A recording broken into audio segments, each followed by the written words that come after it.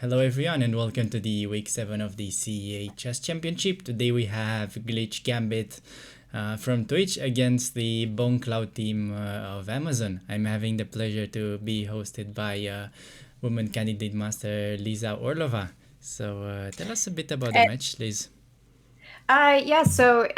so if to those of you who do not know about this league, it's basically corporate teams play against each other for around 2 to 2.5 months.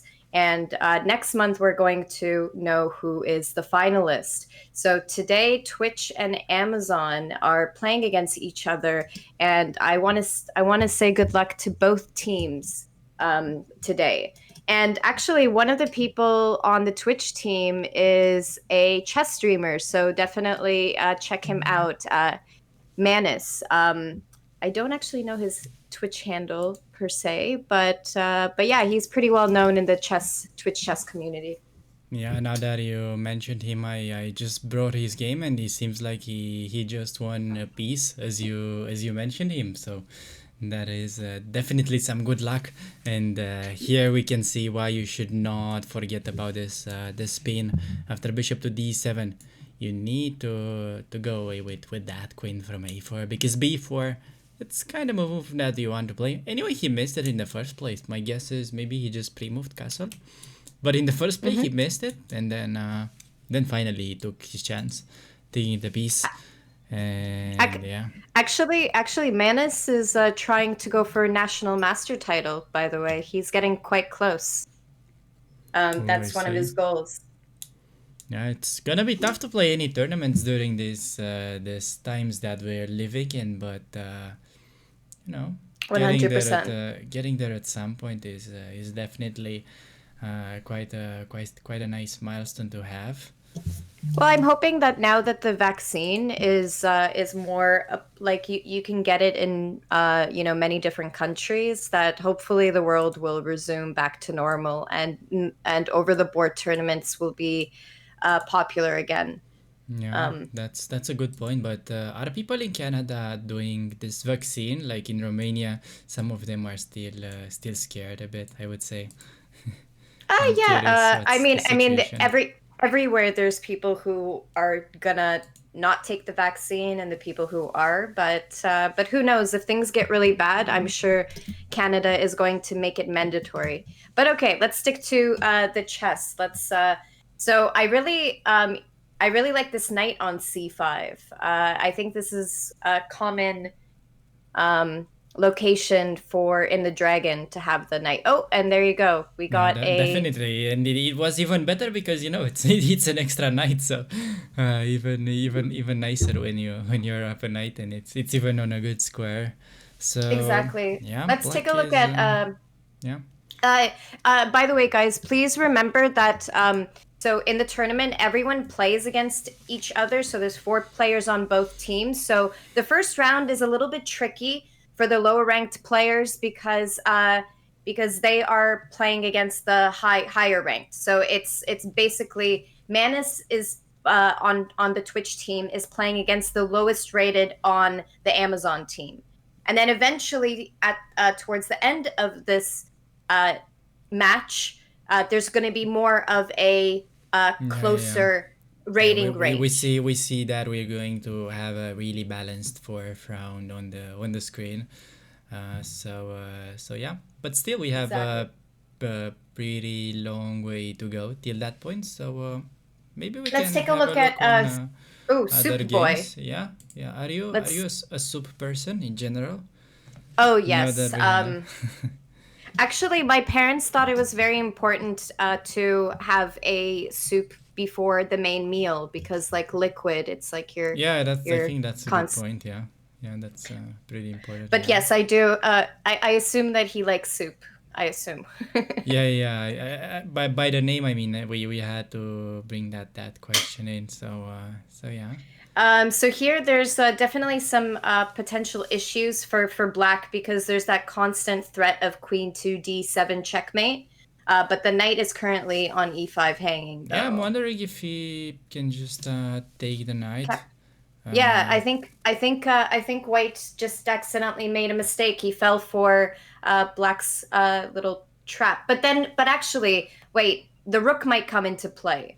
Yeah, So it's but not luckily so for us, easy. we have this knight on f6, which is guarding this important square on d7. Uh, But D7 and also E8, I think. E8 is yeah, also an yeah, important yeah, square. and but yeah, also I think he could have blocked with bishop d5 in the worst case scenario. But you know, I mean, Black has some issue with finishing development, but once he, you know, we can say that he's behind in development because he has more pieces. So yeah, I think once Black will finish development, then it's gonna be. Black just needs to make sure that they don't get overconfident, because these are the type of positions where, especially that White has some counterplay for the loss of material. He should not relax. He should definitely be looking at all of White's threats Yeah, and stopping definitely. I them. mean, I was thinking to like get rid of the enemy queen by doing this kind of maneuver of going king b8 and rook a7, but this would be really silly because of rook d8 checkmate. So he really needs to be Exactly. paying attention to the back ranker here. Exactly. So yeah, I'm wondering if we can check out Sure, the let's game by Baron Cast. yeah, He's let's take a look. facing Tang Manicom, and they Yeah, started the with top board on Amazon yeah, team. they started with like this kind of interesting triangle Slav.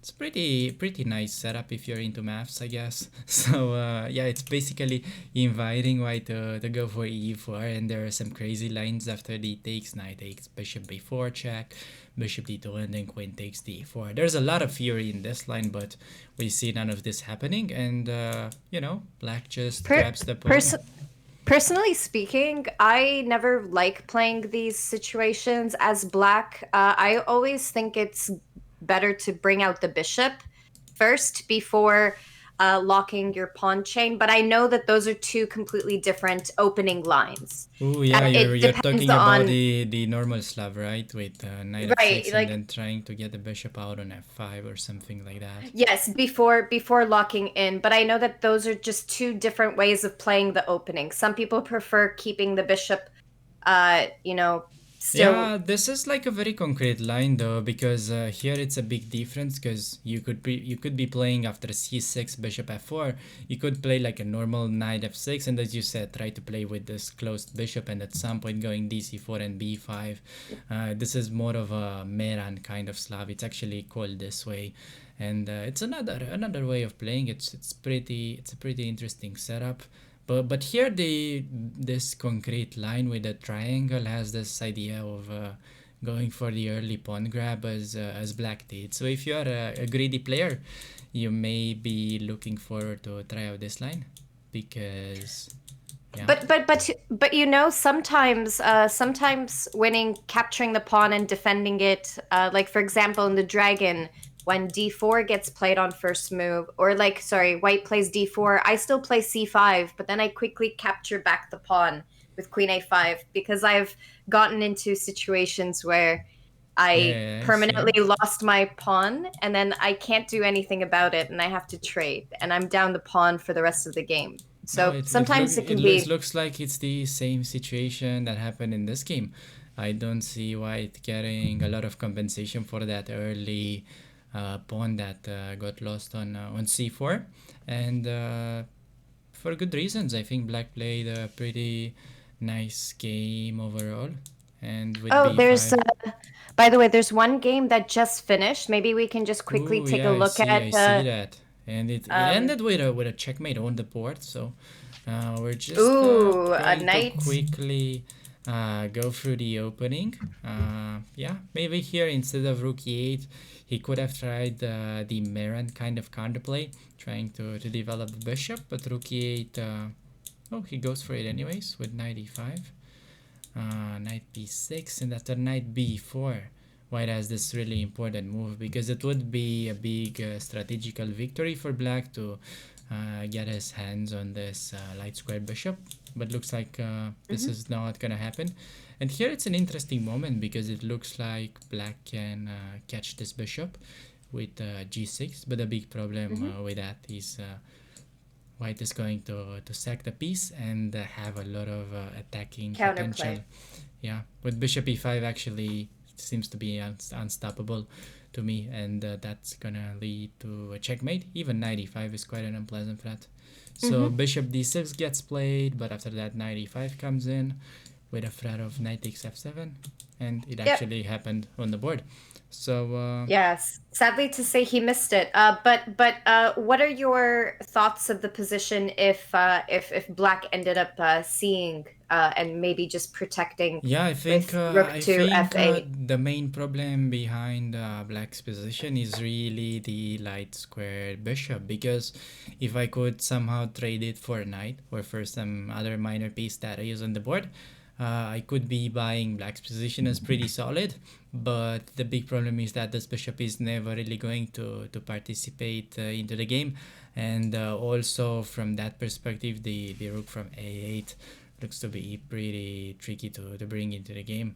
So I would definitely picked. I would have picked white here, but yeah, just knight takes f7 ends the game. Looks like Supoic just finished his game, and he just lost after. I think we left it like around here, I believe, after queen e4. We actually left it where he was up a lot of material. We were thinking that he's got like a winning position. No, okay, Hmm. never mind. We just started the next round, and we, by the way, have four decisive results. Can you actually help me with the score of the round, because Yeah, yeah, of course. I'm not seeing the last games. I see a win by Tanga Manikam and a win by Javi, Uh, so but yeah. so it should be 3-1 Twitch. Twitch Oh, won three the to first one round. for the glitch gambit. I see. I will just Correct. update that in a Three to second. one. And yeah. But anything can happen on the next round. To be honest, in my opinion, I mean the ratings are quite close to each other. I mean the range of ratings. So I think definitely this is going to be a close match. By the So way, do you know if Manas finished his game from the first round? Because I can see him. Is he still playing? sorry. No, he's still playing, but it should be Yeah, a it's made in three if he doesn't stalemate here, exactly. which I would be surprised if he will. But yeah, okay. I mean, I just got scared because I see the round that started between Tanga Menikam and Javi Soto, and Mm-hmm. it looks like it started as a Slav, and Black went for Bishop f5, which is a little bit premature, leaving the b7 square unprotected. It's better to start by playing knight f6, and then after a move such as knight c3, there is d takes c4, and after a4, finally bishop f5 is the main move, and yeah, black is trying to play with an active bishop. There are also lines after knight c3. I mean, starting with knight f6, knight c3, and then the move a6, which is called the Chebanenko Slav. That is also a pretty interesting variation. So a lot of ways that you can really play this Slav. So if you're trying to pick up this opening, it's one of those evergreen kind of openings that, if you get bored of one variation of the Slav, then you can switch to the Schlechter Slav. Or there are a bunch of Slavs out there, and it's pretty tough for me to believe that you will end up playing all of them. So I think it's could be Well, like I yeah. mean, I'm not surprised that there's multiple. Like for the dragon, there is three versions. There's like the classical dragon, accelerated dragon, and the hyper accelerated dragon, which is nice because you can kind of switch between Yeah, there is also them all. They the have similar ideas. yeah, there is also the Chinese dragon, which is one of my favorite. It's based on rook b8 in the main lines instead of the normal looking rook c8. And then the idea Okay. is to get like knight e5 and then b5 and get a knight on c4, and suddenly the rook on b8 is really useful. But yeah, I mean, white has to go for the Yugoslav attack in order to get to that. So if white plays like a normal line, Then That's correct. I doubt that you will ever get to play the Chinese dragon. But So yeah, to those of you who are watching, Alex is actually he's really good at knowing all of the opening names. That's why I'm kind of more on the quiet end in the beginning of the games because I don't play too many openings because I I think never liked learning yeah. theory. I think I never liked. I'm pretty okay at like all openings till move 15. I'm not sure if I'm that good with the names though. Like people give some other names to like openings, like people from let's say the States or Canada would be giving different names to like what EU people would do. But I guess there is like no right and wrong answer. Like if I have to give an example about that, it comes to my mind the Banco Gambit. I think everyone calls the Banco in Canada, right? Mm-hmm. Yep. While I used to play it. while in Europe we most of the times refer to it as the Volga Gambit or something like that. Do you ever refer to it as the Volga? No. Yeah, see But that's one of those situations. I mean, But that's why is funny. it named? But why is it named that? Banco Gambit is basically. I mean, we named it after the player. Yeah, Um, I know after Pal but Benko, is it? but But is yes. Volga is that a different last name? Like, is there someone who originally created the No, opening and then? I think it's just that because it was played by. I'm actually not sure why it's called this way, but I know a lot of people refer to it as the Volga Gambit. Well, So there's yeah. well, one of my I know that this. Sorry, guys, I know that this is not technically related to the matches, but I always wondered why is fried liver attack? Why is it called that? Like, No, I my actually have kids, no idea. Like that's a very good question that I'd be interested in having the answer to. my kids' students are like, "Ew, why would I play the fried liver attack? I don't like fried liver." And I'm Yeah, like, yeah, and I okay. also have like students like pretty much all the younger kids. I think they are into the fried liver. They just want to play that. Ooh. I don't know, but like, why would you play the fried liver? And like, it's so weird that it's called this way to me. Like Sorry for interrupting you, but actually, this is a decisive moment. I knew that black, this knight a6 move seemed a little bit off, right? Because it's the knight moves towards the side of the board. I know that it's protecting against the threat knight c7, but see, it falls into a wow. lot of different. Like the Keep in mind, guys, that when your piece is unprotected, it could definitely be uh, under a lot of pressure. No, that is Um, the deadliest retreat that I've seen in a while. Because normally you go for the queen a4 directly from d1, but here you just go for it by going back with a knight, which is kind of insane. But you have to deal with the threat of bishop b4. So this is a really nice move by white, and he takes care of the bishop by blocking with his counter check of knight c3. So really nice moment, pointed out by you, but interrupting the fried liver talk, which um, is a pity. no. Actually, someone wrote in the chat here on the CEA chess Twitch channel. Fried liver is based off of the name fagatello, which means dead piece of meat in Italian. But why would you call an opening dead piece of meat, regardless? Or maybe it's because of the fact that it's so strong, right? Like if you know the theory behind the fried liver, you can win many games. Yeah, no, I Oh, mean like the guy is the like you're a dead piece of meat. Yeah, so that's what he was like mentioning. I mean, my story behind this is that I've been playing the fried liver for pretty much my whole life without knowing its name. So it's really like it came across to me that it's named this way in the very recent years. But obviously, I think everyone learns the fried liver when they are very young because it's quite a nice line.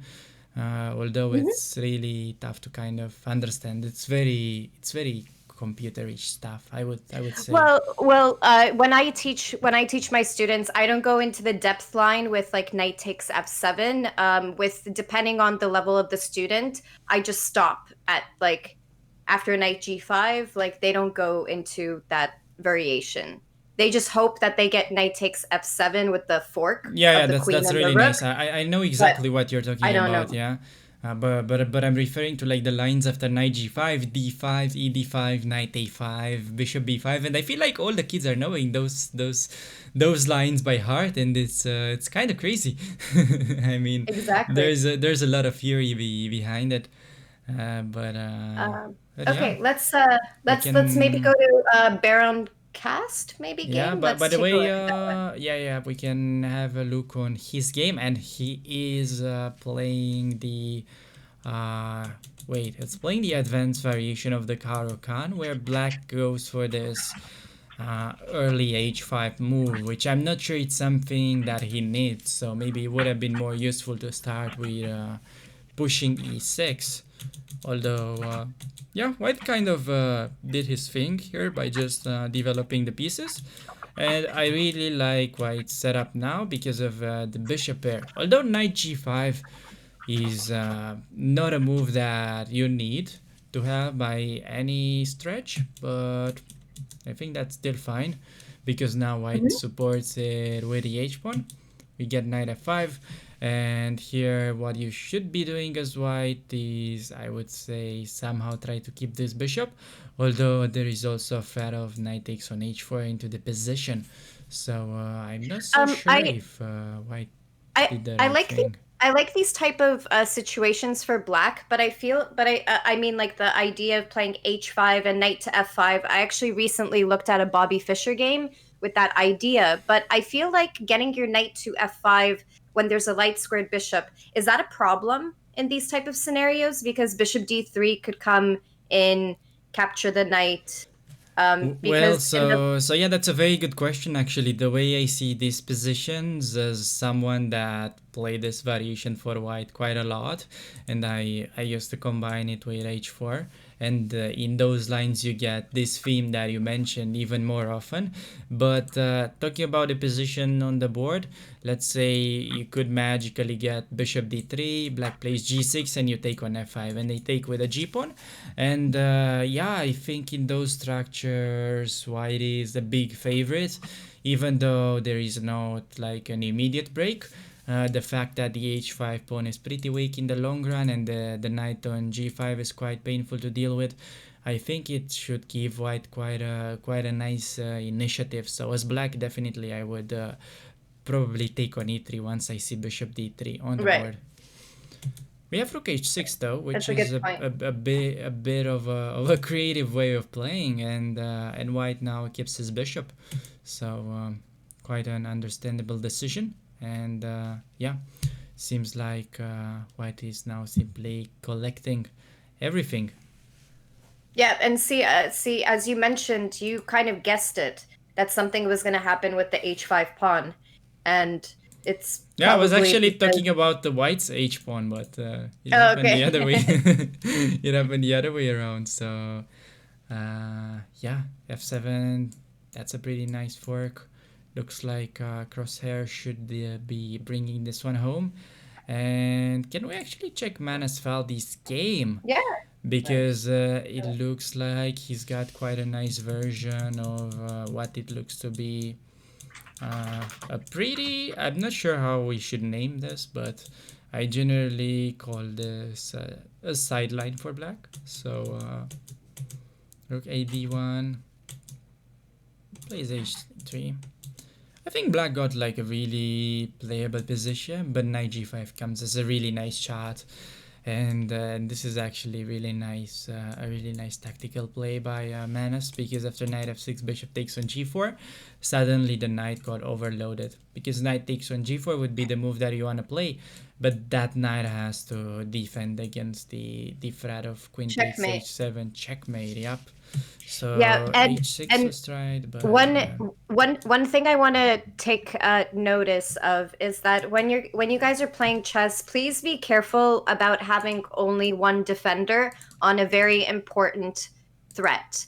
because it's so easy when you only have one defender against checkmate. It's so easy to make the mistake of like forgetting and just moving that piece away, or forgetting that that piece is not actually defending anything anymore because it's busy. As Alex said, it was overloaded. So just keep in mind that pieces that are only defended by one, like hanging pieces or unprotected pieces, are obviously under potential problems, but also pieces that only have one defender, or a threat that only has one defender, because it's easy for your opponent to get rid of the defender. Right, Alex? Yeah, and If there's yeah, only one. they can do this deflection kind of things that are pretty unpleasant to meet. So yeah, looks like we just got a win in the Tanga Manichkam game against Javi Soto. And yeah, it was that game where White won the night earlier. So there is no surprise on that, I guess. And we can check out the game by Okrami. They started with the Yeah, what it let's take looks a look. like a Grand Prix combined with a close Sicilian. And ooh, White missed this juicy knight b5. Although Black still has queen b8, keeping the bishop defended. I would have probably gone for knight b5 though. But yeah, White plays this rook a b1 move. In this kind of positions, I don't think you need to be afraid of losing that pawn, and you could simply even go b4 directly to open things up for the rook. I don't think that giving away that pawn is really going to be felt in this kind of scenarios, because the initiative is way more important. But rook a b1 is definitely a playable move as well here. And yeah, White went for this very concrete sequence here of taking on d6, with the idea of taking with the bishop. I But think, yeah, go ahead. but my question is, do you think it was worth doing that, or do you think it's better for maybe the knight to stay on d5, which is a nice outpost square for the knight, like earlier on? Because see, I'm just so obsessed with squares for knights. Knight is one of my favorite chess pieces, and if you can get your knight on a great outpost square like d5. But at the same time, I know that black can just come and defend it. But I'm just wondering, what is your opinion regarding that square? Yeah, no, Because just definitely. I going think it's over fundamentals. usually, yeah, that's really important. Like just having dominating like a square such as d5. It's usually a very common theme for Sicilians such as the Najdorf and Bobby Fischer. Used to handle those squares really well, and only by having that square, having a strong knight versus a bad bishop, could be an enough for a win. But this position is more concrete, and it's more based about the enemy king that is on c8, and we just need to get to that as fast as possible. And from that perspective, I think knight b5 is also quite sensible, with the idea to play b4, and then once we trade this bishop, the Tart squares will be more vulnerable. And yeah, White played Okay. it in this fashion, and now it looks to Thank be you, just Alex, for answering my question. no, thank you I appreciate it. for the question. Really good question. And yeah, something that you may wanna keep an eye on is whenever you have this fianchetto bishop, you don't really need to be afraid. I mean, that afraid of an attack over the h5, because usually your king is pretty safe. And here, yeah, That is correct. White is I know just winning. this with the dragon. A lot of the time, even if the queen gets that close, you just move your king to like f1, or like, I mean, f8. Yeah, that's And then it's fine because your bishop is defending the corner squares yeah, from that's a uh, great comparison. Like usually people open up the H file and they tend to think that they already mated oh, you, but yeah, I mean there's actually still like quite a lot of work to do, even if you have this open file. In this position, it doesn't really matter that much, because so yeah, White is up a so bishop. black Yeah, but black has potentially some play. I mean, how about rook h2? But I know it's white's turn to play. But Yeah, I as mean, white white, should I would black probably here. give a check to control this diagonal, and then I will probably move away the rook. This wins as well, like queen e3, you can play like queen f2. Okay, queen f5 was played to Yeah. threaten. The thing is, after queen h2, you could Mhm. simply run away, and if g3 happens, you have to go. I think you can Oh, even go to e3 because giving up the bishop will give us the checkmate on f7, as yeah. far as I can calculate this. So Oh no no. So not yeah. so not. I think I like queen f4 more than queen f2 in that position because queen f4 was also just queen f2 could take away the fleeing square from the king. So got to be careful. Uh, yeah. Oh, like no. That this is good for now. Yeah, this is Okay, good. but now that white Well, now, managed to trade queens, there is close to no attack, I would say. but black shouldn't have traded queens. So when you're down material, guys, like what you should be doing is you should be refraining trades and you should be trying to keep your strongest pieces on the board. I wonder in this position, couldn't the couldn't maybe queen c3 get played and then Yeah, maybe pawn g3 next? Queen C3 Queen C3 could have been a try, but I'm guessing it was completely losing after E5 because Queen takes E5 runs e5. into Rook E1, and Exactly. yeah, Queen C3 That's was a good call. try, but yeah, White is also having quite a lot of threats. I can see also moves such as Rook B6 maybe getting played, so Black's position was already quite bad, and it looks like White is going to have a checkmate here with the. Uh, I'm not sure why the game is not following itself, but it looks like they're just playing too fast. So it looks that we're going to have a white win here. Yeah, he's just going to simply ignore the bishop.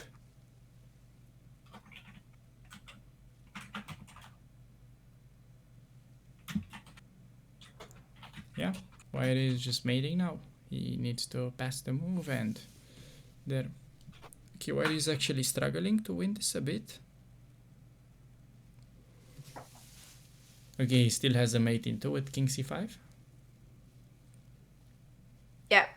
So these type of positions, and by the way, like I'm sure Alex can say the same. That when, especially in speed chess, even high ranked players can make can make a mistake. Like I mean, I've made a mistake of accidentally stalemating my opponent because I had like less than 1 second on the clock. It was just not intentional. So that's why here White should still. I mean, White just won, but there's still 1 minute on the clock, so there's Yeah, no issue I don't know. I for think White in this. he was just playing with his opponent. To be honest, he just took way too much to mate with his construction of pieces, but he finally did it, and it looks like we just have ended the second round. So can you help me with updating the score? Yeah, I see a of win course. in the Baron cast game. Then I think Let Ukrami me- won. I think Yeah, it's so it's like a tie. it's a tie. Right. Wow, really? I was expecting Two. a win for Glitch Gambit in this round, but it's actually a tie. Well, as you can see, Bongcloud Amazon, it could possibly catch up. I mean, they're slowly catching up. Yeah, They and might, who knows, if they win the next match, that'll be really interesting. we already have something that it started as a Najdorf in a Manus game, but it quickly turned into Kasparov favorite, Scheveningen, after e6. So e5 is the way Bobby Fischer used to play this line, and is the most principal way of doing it. But e6 is also something playable trying to be more solid. The main point with e5 is that it's getting rid of the strong knight from d4, but it weakens the d5 square in the process. So the point with e6 is to be a little bit more flexible and try to control as Oh, many of know, those squares what I as you like. can. You know what I like about Manus's play, and so he likes playing the Sicilian. And what I like about his play is that he knows how to play both systems. He knows how to play kind of like the hedgehog. Well, I know that it's not technically the hedgehog because the hedgehog is when the pawn is on b6. But I'm not very good at remembering names. But he's like he knows how to play the dragon and also the Najdorf slash hedgehog system, which is really good because then you can switch between two of the Sicilian openings. I was actually considering learning the Najdorf as a second black opening, since you can transpose. Well, Yeah, you the can the thing the choose. thing with the Najdorf is that usually you have the choice of trying to get this kind of Dragadorf Sicilian, but the thing is though with the dragon would be pretty tricky to try to get into the Najdorf. So yeah, but you I can can do the other understand. one. Well, it, it's tricky for me because I it's hard for me to not play with the dark squared bishop as being non-fianchetto because I'm just so used to having the bishop to protect my king. So Yeah. Yeah, I um, think anyways like the Najdorf is a really good opening, so would definitely be an interesting choice if you're trying to pick up an opening. And as you said, against moves such as, let's just say, a4 or g3, or moves that are not as critical here, you could easily make a living by going back to your stuff with g6, and then you can just fianchetto. And yeah, you're also exactly. playing the Najdorf, but going back to the dragon when you feel like it's going to be a safe dragon. Because if you're starting immediately with the dragon, you're most likely going to get a Yugoslav attack, and that might be pretty scary for some people. But yeah, starting with this move Right. order, if your opponent goes a4, they're not gonna castle on that side, so you could easily transpose into the dragon. Or if they go g3, again, it's a pretty good sign that they're not gonna play the English. If they go bishop e3, then it probably wouldn't be that smart to go for the dragon, but you can go back to the Najdorf lines with e5. So it's a You know, pretty you know, you versatile know, opening, yeah. You know what's interesting? Because my father and my grandfather were both chess masters, and it kind of like runs in the family, chess. So, but my dad and my grandfather, they sometimes would move pawn a6 on move one, and it's funny because some people would think like, why the hell would they make such a weak move? It's because in many openings, a6 is actually a valuable move. It's just like you're making it on move one to mess with your opponent, but you know that you're going to play a6, on move Yeah, 8 yeah, or well, something yeah, anyway. that makes sense, but I kind of doubt that you're gonna get an Eidorf if you're starting from that move order. Oh, Very, very of good. course, but I'm just letting like sometimes they would move like a6 on move 2, like play c5 first and then play a6. But like I just mean that you don't have to play a6 in a very concrete Yeah, move yeah, yeah. order. But Sometimes there's a very funny line. If they go a6, you could be playing bishop c4. It's something that I did quite a lot of times in my blitz games.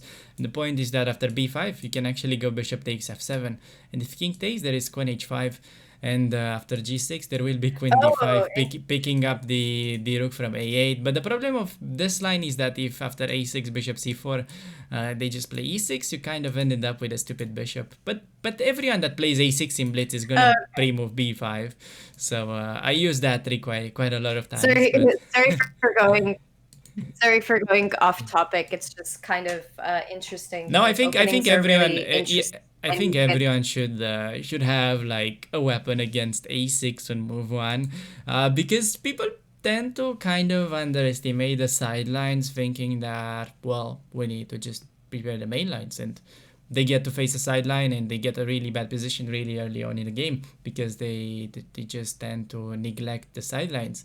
And this opens a pretty big and nice door to play the sidelines, you know? I mean, if everyone is going for the well developed paths, why not choose your own way and take advantage of that?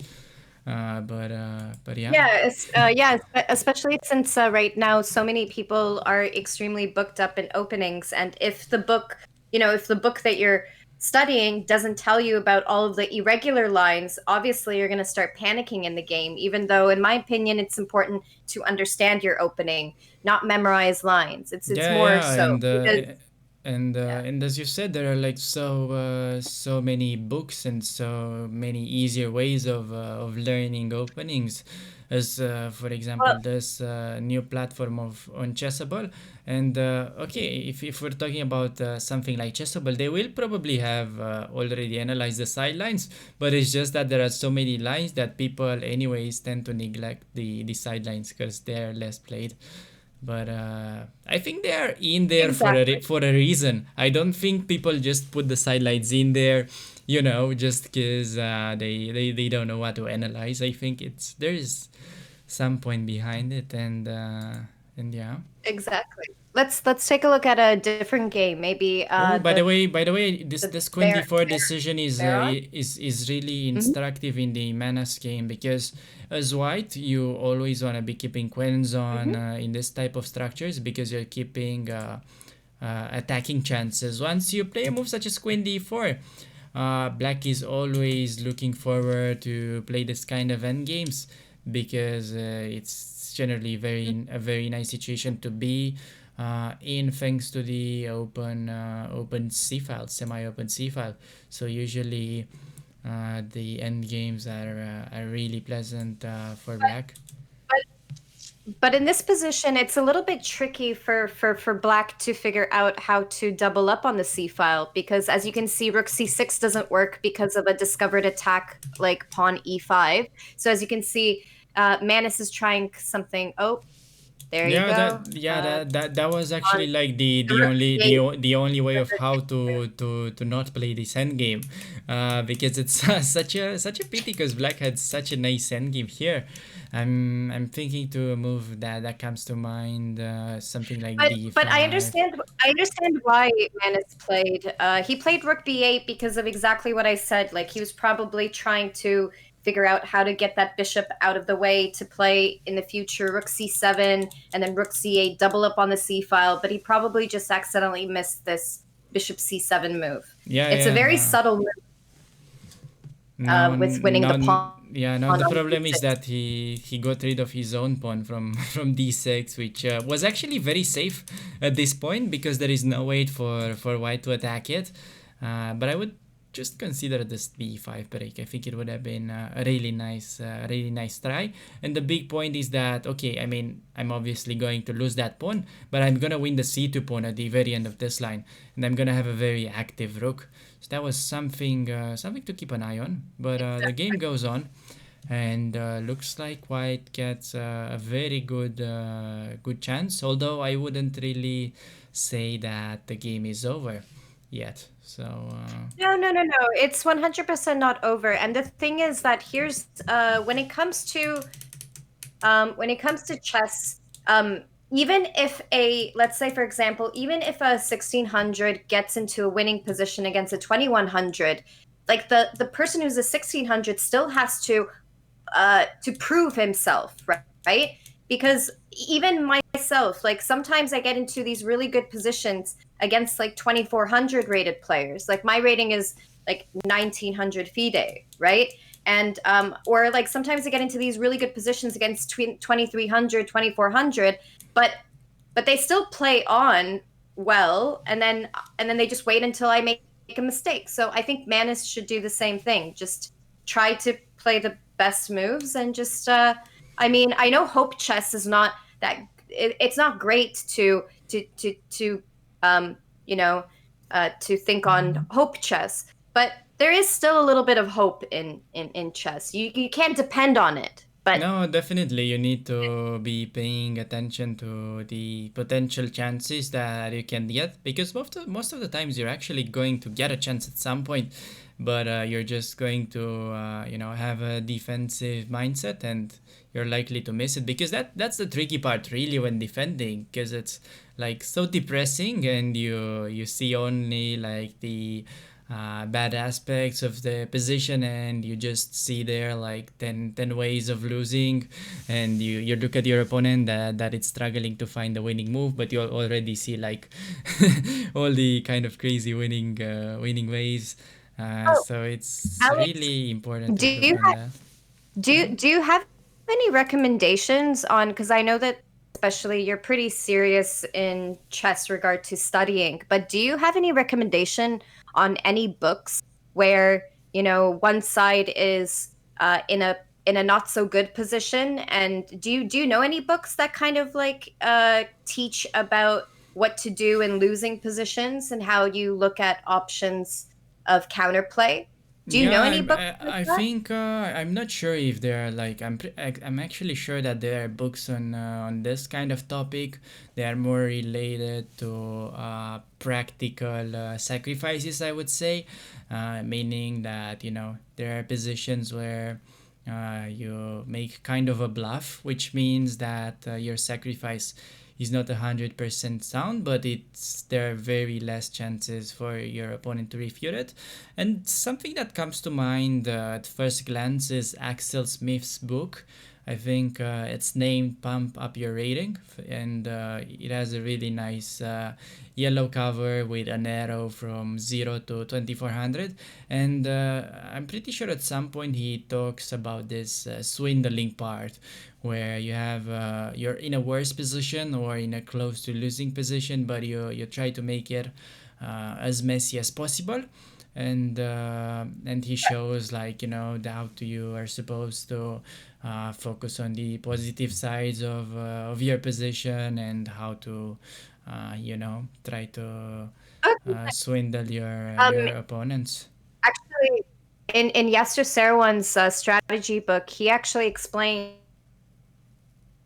that when you are in a losing situation, depending on how losing it is, like for example, if you're only down one pawn, then don't give up more material because you might get away with a draw, right? Because there's a lot of draw end games where you're down a pawn, but you can get away with a draw, right? But if you have like let's say -3 points, right? Then he just encourages and says you can totally give up more points to complicate the position even further. Yeah, Uh, but definitely. Yeah. keep that in mind as well, because Yeah, that's a depending very on good how point. much. Uh, Yeah, so it depends. Like if you're only down one pawn, I don't know if I would recommend to start giving up more pieces, but if you're down 3 points or maybe more, then yeah, I mean, you're gonna lose already if you don't have any counterplay. So you might as well like sacrifice some pawns or points to create counterplay. yeah. Ooh, I think okay. Here. it's really up to like any situation, but something that comes like a really common one would be a scenario where you keep that pawn deficit, but you trade all the pieces, which is gonna be like a very obvious win for your opponent, because usually all the king and pawn end games where you are down a pawn are lost. So that would be a very good situation to give up another pawn but keep the pieces on the board, because you could try to like complicate matters a bit. And yeah, I think all this swindling process is mainly relying on your tactical abilities, and Of definitely course. if you get better at tactics, you will improve your imagination and your capacity of setting up tricks for your opponents.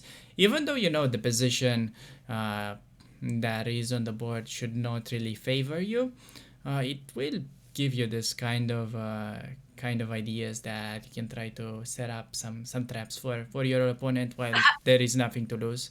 So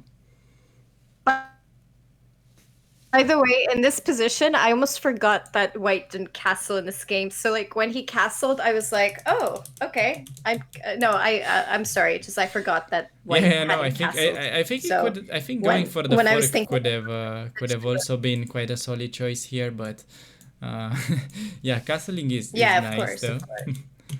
Castling is No, no, fine. no. Oh, and I watch just out meant for that I this. didn't. Here is the swindling part. Rook takes f2 is would have gave black a lot of counterplay. Watch out, this is something really common because whatever rook you capture, then the other one drops.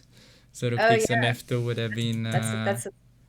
a really nasty trap. But now looks like rook f2 is no longer working, at least the way I see it. I'm just gonna So be yeah, right back. I'm getting myself a drink. I'll be yeah, right sure. back.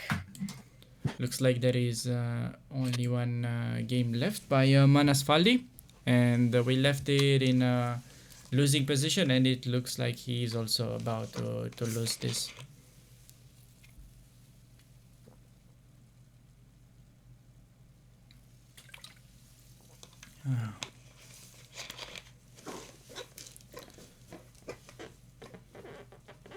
Still have to see if White has got the technique though. I would honestly just not bother about including the knight into the checkmate mechanism. I think this only makes it more annoying for the winning side. So I would just keep it like very old school. Use the king and knight. Just maybe even go with the knight on like the initial square, just to have it set up for the next game. But yeah, why didn't he play king c6, man? This is a bit painful. Okay, he can mate in one. Nope. Okay, finally he It's sets it up. it's okay. It's these things happen. By the way, like a 1600 is pretty good at chess. So if they get like a few pawns out of it, it is really tricky to try to get back into the game. Because yes, 1600s Yeah. they do have just lower knowledge of chess than a 2000 or 2100, but they still play quite good chess. 1600s. They make fewer. They don't make too many tactical errors. 1600s. Yeah, and it looks like At we're least just getting there. about to start the last round. So if you could give me some updates with the round three score, that would be really nice. If I'm thinking about it, I can recall. I can There's just actually one. not recall. Oh, oh, I was just about to ask you about the Baron cast game. So right now, there's just one game that uh, is still playing for round three. Oh, just okay. Yep, it just finished. Soup Boy won the match. Okay. So here in this game in this round, Amazon actually won all four games. Oh, really? Wow. It's pretty Yeah. convincing. So now it Match. makes it kind of even. I see that it's kind of even. So this is I, really gonna be the decisive round. So let's see. yeah. So I mean, it gets really tricky because in this last match, basically, Twitch has to win 3 out of 4 of the games to potentially win the match, and that will be a little bit, a lot of pressure, especially since now, in round 4, the players are actually really close in level to each other. That's just how the tournament is set Yeah, up. yeah. I still see quite a big gap on the second game. So we may wanna stick with that.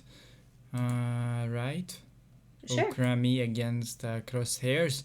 This is definitely the table that Switch is relying on because this is the biggest rating difference into the match. And we see that Mhm. White starts this off by going into the Zuckertort. He's trying to get this Oh, nice. variation of the Koli or Kole system. I just tend to call it this way. But the main thing about the Kole is not a great opening Black starts with this move order. This is a good opening against the Cole, because if they go for this e3, this bishop is still pretty open, and bishop f5 is fine. Even Um, c5 is okay. Yeah. you don't mind me asking, isn't Kali when C3 gets played and there's like that triangle system? Because this is very similar to something that I play as white. No, I think I don't it's know what you, it's you can refer necessarily to it as called. Coley right after e3. This would be like Pawn E3. Okay. the moment where it gets to be a Cole. And what is the main point behind this Cole? Well, it's targeting those Nimzo slash Queen's Indian players, because as a Queen's Indian player, you want to get e6, b6, and bishop b7 in. And yeah, this is where the Cole becomes really effective, and it's also quite popular Well, at the top level. But whenever well, the bishop gets I think closed, yeah. I think another thing to mention as well to those of you who let's say aren't deciding to be chess champions or play serious tournaments, that Kali is actually a good opening that requires little to basically no theory. And your pieces get developed in pretty decent places. So I mean, if you're looking into an opening that barely has any theory, the one issue about playing openings that don't have theory is a lot of the time they're a little bit more passive than the mainline openings. So just keep in mind when you're playing Kali that you aren't playing like the absolute aggressive line, right? A lot of the time when you're playing Kali, you're slowly eventually going to control the center. You're taking your time with it. Not like in the Queen's Gambit where it's like D4, C4, bam, control the center, right on the first two moves, right? Yeah, So just wanted but to let people know. why wouldn't you be a chess champion? Well, I just mean that some people just play chess for fun, and they obviously it's good to improve in chess, but for some people, like for example, like myself, like I mean, I'm okay with improving, but I'm also not necessarily at this point upset if I don't improve. I'm just enjoying the game. I see. I see. Well, looks like the way White played, it ended up as a as a pretty aggressive opening. As you said, it started a little bit slower, but he did his call a job as a player. Of I'm not sure if c4 was needed, but I think it's a good move, and now Mhm. he might be looking forward to use the h5 for his pieces. So I could easily see a checkmate coming on h8. And Mhm. we can maybe switch back to Manus game. I think the other games are still about to start. Only these four players are playing in the last round. By the way, have the other games started, or is it only me that I'm not seeing the games? Because it's quite late in the round.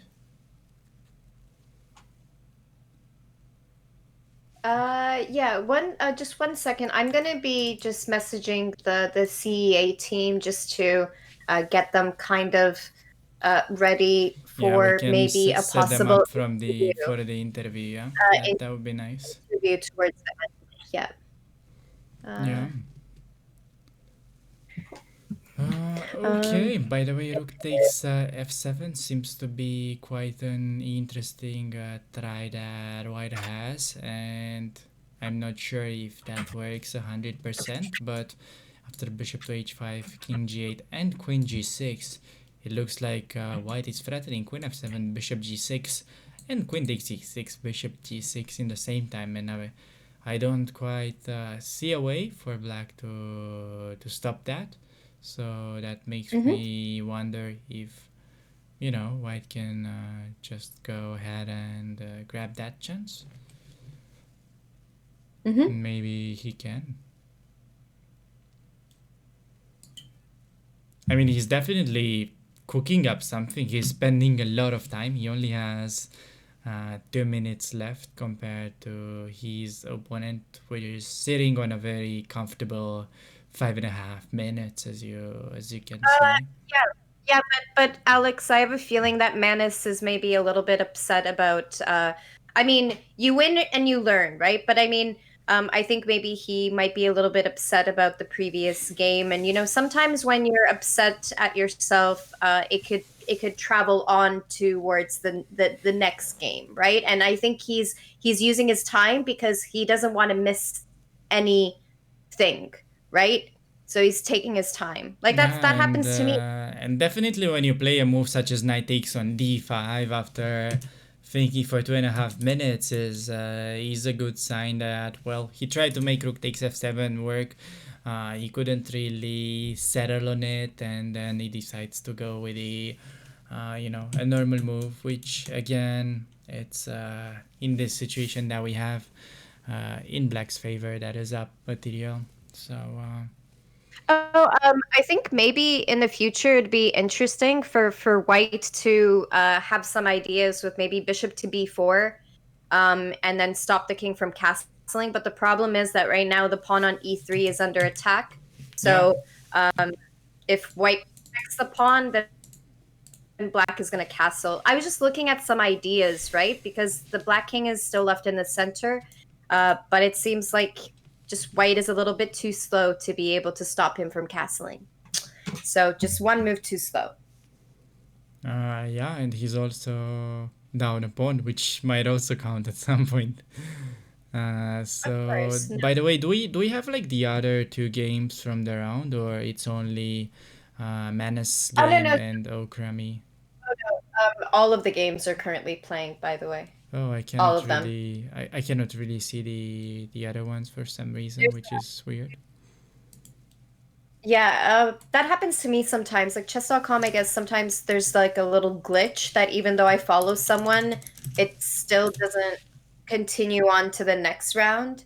Oh, It's okay. okay, I mean, okay. I see Baron it happens. Cast game. I just re-followed him, and that looks to be quite a quick fix.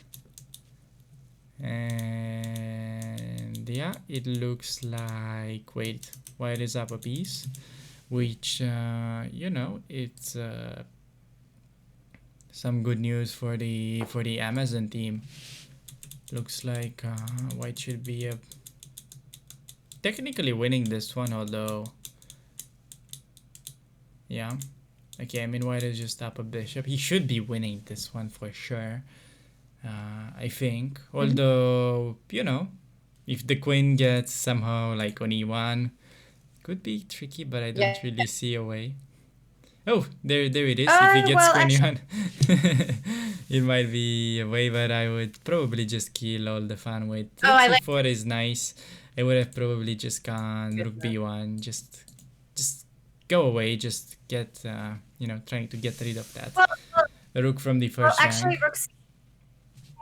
Rook C4, it threatens checkmate. So actually, Black has to accept. Oh So yeah, that's it's also a actually a good more point. forceful. Yeah, that's a good So point. so no, Rook B1 would have been a better alternative if there wasn't the threat of checkmate on C8. Then I would have chosen Rook B1 as Oh, well, we have a just to Botis Gambit keep on the. c3. And he takes it. Okay. Oh no! Yeah, Oh no! what to I do? feel so bad. I feel so bad. Maybe he probably, you know what, he maybe pre-moved, forgot that the bishop was not on D3 anymore Yeah. or something. Maybe. Guys, please make sure, unless you're really comfortable, like really, really comfortable in chess, don't make pre-moves. Like I personally only pre-move captures. Like I'm not confident in myself in like making too many pre-moves, because sometimes something doesn't go uh, along your plan, and then a pre-move messes up your game. Have you ever had that happen, Alex, where pre-move really messed up your game? No, not really, no, for the board game, but yeah, I've Right, definitely online. messed up a lot of promos. I mean, I guess probably the best advice would be just don't get into time troubles, so you will never need the pre moves. But as long as you're playing online chess and you're in like a bullet game, then there's is probably no way that you can leave without pre-moving.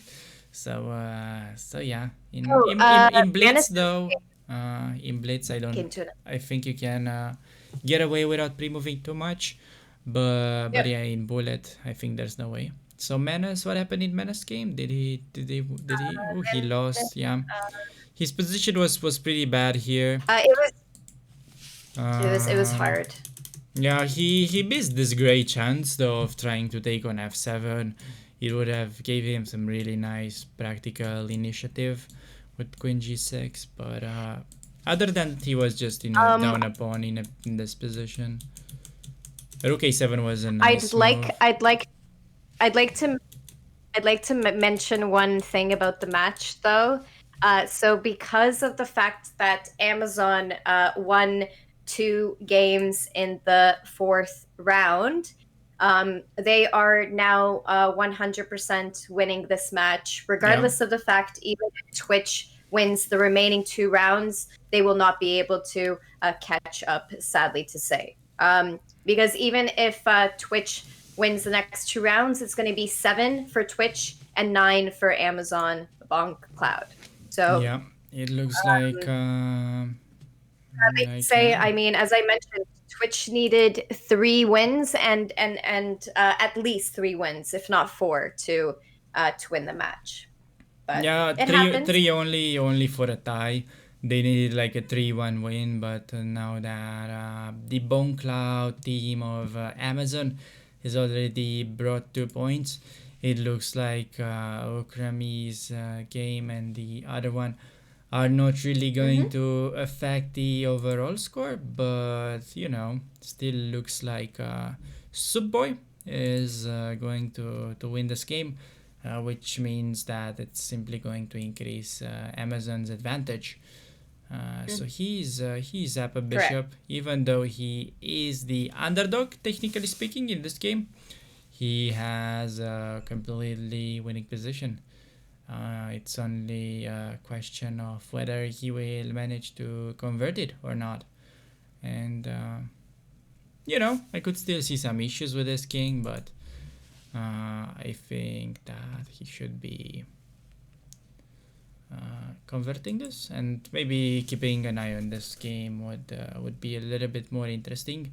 And I remember calling a checkmate on a8 in this game. It looks like it's not really about to happen, but yeah, Mm-hmm. the main thing is that this knight was really nice in defending h7. Tries to go for the knight trade. I think probably I would trade on h7. Keeping the knight is also fine. Maybe knight d6 is gonna be really annoying I, li- I like to meet. I like this.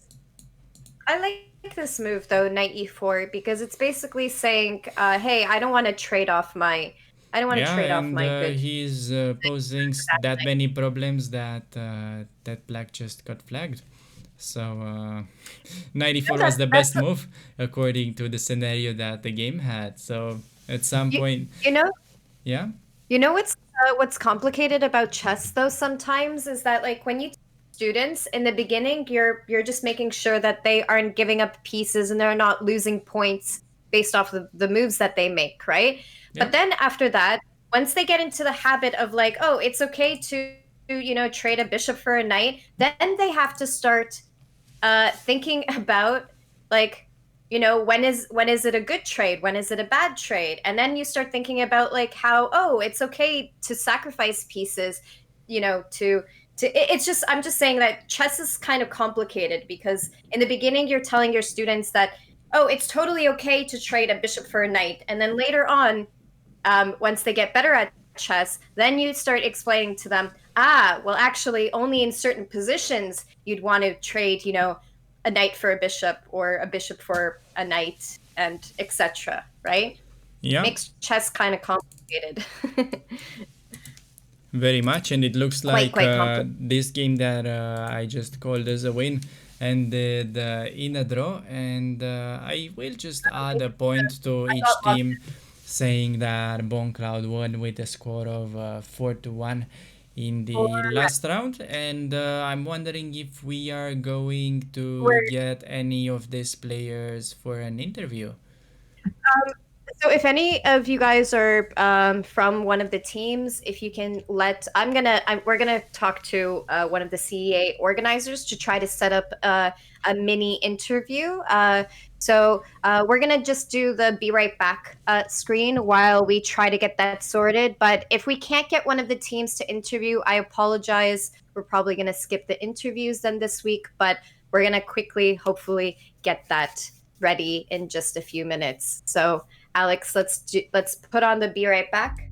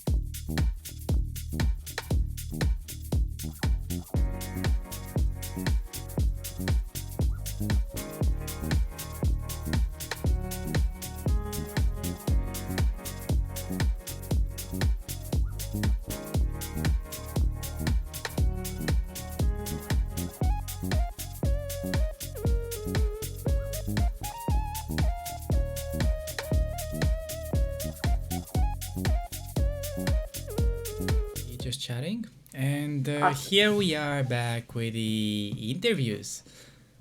Yep. So let's start off with the Amazon team. Like, how are you guys feeling? I mean, in the beginning, you kind of had a little bit of a rough start, but came back quite strong. Yeah, actually, that entire round was a turning point. Like, we came back from we were at around 3-5, and then we came back to 7-5 at round 3. We won all 4 games.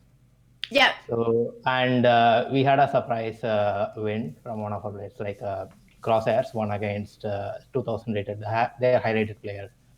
So Yeah. that was the turning point, I would say. Yeah, especially we were mentioning in the very last match that it would be a little bit of a struggle for Twitch to kind of equalize because they would have to get 3 wins in the very last round, and I mean that's a little bit tricky to especially depend on. But what is your opinion on the match today? How do you feel about it, though?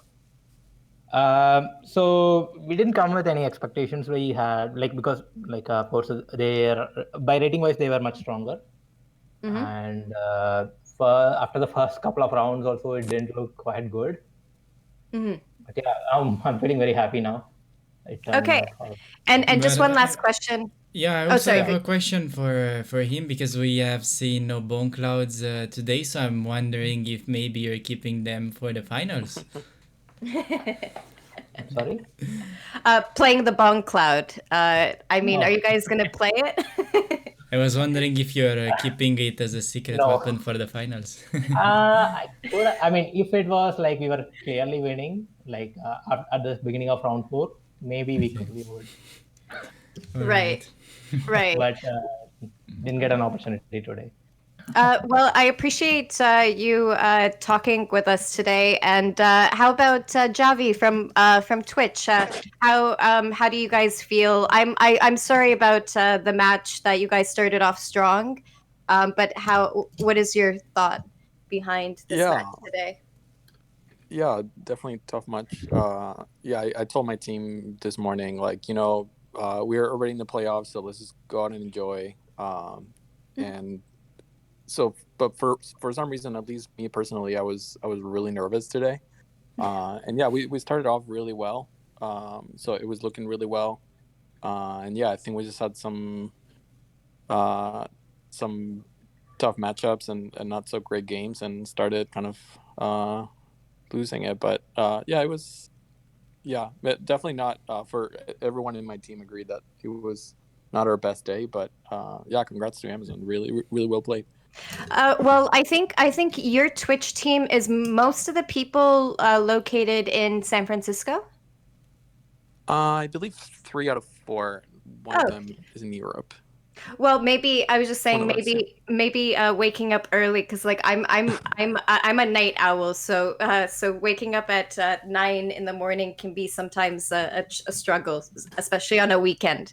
So maybe that could be one of the reasons. But I mean, this is a tournament that is like mostly for fun. And I hope that you've anyways been enjoying. And what about your personal, like your own play? Maybe you were nervous because we had that like week off, for the Easter. So maybe like that 1 week weekend maybe got you nervous a little bit. Yeah, I was a little nervous on the first rounds, and then I played I think every weekend, and I got kind of in the used to it, and playing every weekend was really helping. So yeah, I kind of taking that break. I haven't really been practicing either, so that definitely didn't help. Um, but yeah, and 7+2 it's a really tricky time control. It feels like you have time to think, but if you really pause to think, you can really get into trouble. And that wasn't really my issue today. I lost a lot of games in other rounds because of time travel. Today I just blundered, even in winning positions. But yeah. Yeah, no, those things happen, and I mean, the way you should look at it is either you win or you learn. I hope that maybe after these games, you can maybe just quickly take a look on chess.com, the learn from your mistakes, and hopefully in future games, you won't make the same blunders. Yeah, for sure. Yeah, I've been getting a lot from analyzing the games afterwards and learning a lot from them. So yeah.